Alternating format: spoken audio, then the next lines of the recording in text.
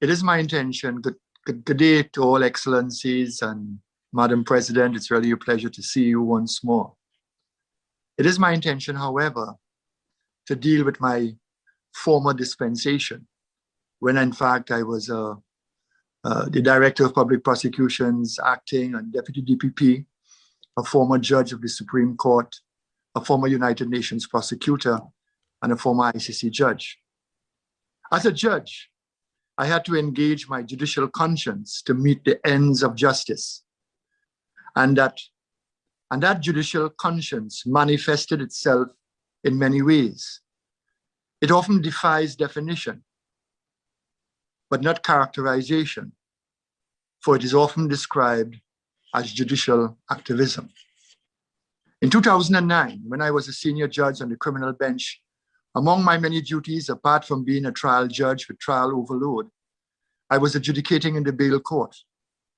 I had by then been speaking in my sentencing judgments and trials for some time, that the man-child was in crisis in my society, a type of rally cry from the bench to my society to wake up to the reality that we were losing our young men between the ages of 17 to 30, generally to murder, gang warfare, and drugs.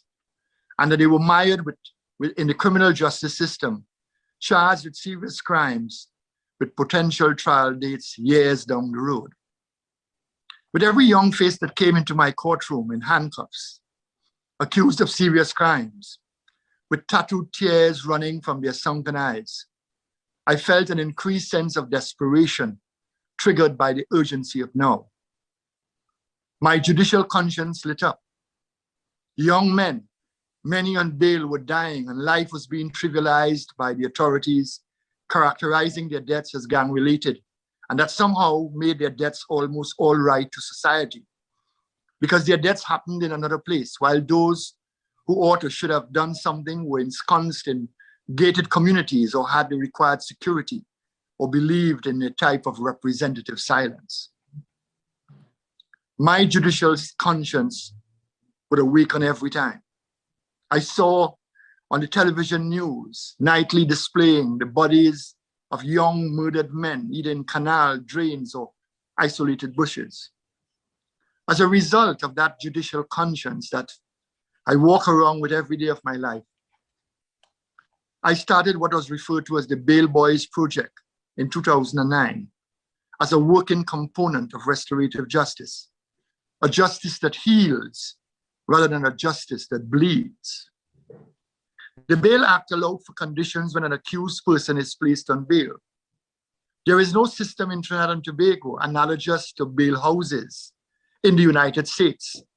So the lower you are on the socioeconomic scale, the lesser the possibility of you being able to obtain bail with surety, even when granted.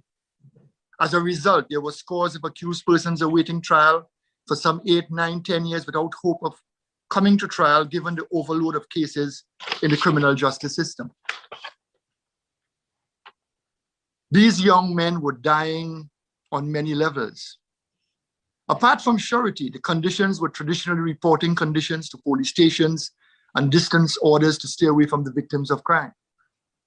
A prisoner on remand for very serious offenses, attempted murder, rape, violent robbery, and assaults were not afforded any structured life skills training on the remand yard, primarily because then such training was exclusive to the convicted and not the transient accused, because when bail is assessed, they in fact can leave the prison. These young men appeared before me bitter and vicious.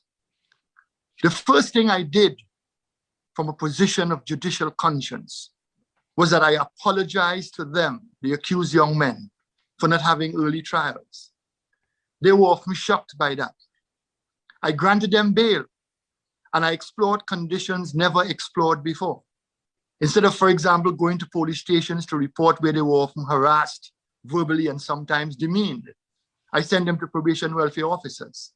They were further exposed to psychologists and experts, some who were brought on board voluntarily to deal with anger management, substance abuse, self-esteem issues, sex education, parenting, and fiscal management, where accounts were open on their behalf. The probation welfare office, at the behest of the court, sought out jobs and got reports from employers on the industry. They were placed on curfews, required to reside at specific addresses. And if illiterate, one of the conditions of bail was to attend literacy classes. And if literate, to enroll in courses that were beneficial to them. Absenteeism would result in a breach of bail condition and possible revocation. We found jobs for them and facilitated by tweaking the hours of the curfew to accommodate their job responsibilities. Apart from that, I even went so far as suggesting, having met the chairman of City and Guilds, that in fact that they start courses in the remand prison so that it would result in universal certification and even matriculation. Because in the end, some of those very persons, in fact, who I dealt with, ended up attending university. Part and parcel of the support system were their girlfriends, parents, brothers and sisters. And on a monthly basis, notwithstanding my onerous trial list, I would spend 7 or 8 hours reviewing their performance under the watchful eyes of their parents, relatives, and friends, with a probation officer sitting next to me in the court. There was a reward system in place for obeying curfews for special holidays, birthdays, and celebrations, and not violating bail conditions. This is not to say that recidivism did not occur, because the runner stumbles. And when they stumbled, bail was revoked for a few months to trigger reflection. I can say that while I presided over the Bail Boys project on the bench, out of 35 to 40 hardcore criminals, there were only 3 to 4 repeat offenders. Some got married, formed small contracting firms, offering their services to the court to employ other accused persons. In some instances, we moved gang members from the streets to upper secondary and tertiary education. What I have mentioned is not exhaustive, but for many years, I was the only judge who did what I was doing, since the other judges, and since then other judges had come on board. What this Bail Boy project did, it developed an environment of emotional intelligence and a capacity to respond to obligations and responsibilities. It was referred to as the Carmona model. You see, ladies and gentlemen, reduced powerlessness, low self-esteem and self-worth of prisoners and accused became learned hopefulness that generated ambition and reduced recidivism. The Carmona model was used as a blueprint, a roadmap for the new drug treatment court in April 2013 in Trinidad and Tobago. The Bail Boys project whittled away the nothing work syndrome that parents and friends resile to in the face of juvenile and adult delinquency. It didn't stop there. When I was president, I made it my duty to go to death row, probably the only president in the world to visit death row prisoners, where I spoke with them, some of them languishing for 75 years. I went on the remand yard, where in fact I met some 30, 40 young criminals, persons accused of murder. And because of the sentencing regime, those young people would soon come out after their sentence to inspire them, to tell them that they're important, that there was somebody. And all this as a result of human conscience.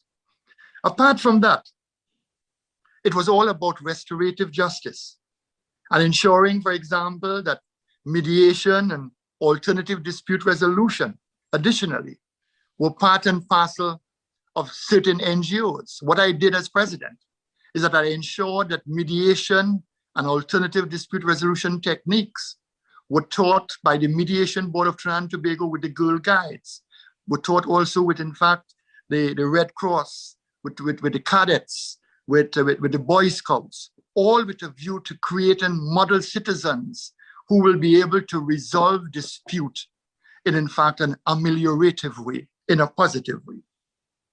You see, at the end of the day, it is all about advocating the tenets of restorative justice, and all with a view to ensuring that we develop individuals who in fact can be model citizens in Trinidad and Tobago. I thought I would mention this because for a very long time we talk about what you do as president, but I felt there was a need to speak to the world at large in terms of what was done when I was a judge in the context of saving lives through conscience-driven action. Thank you very much.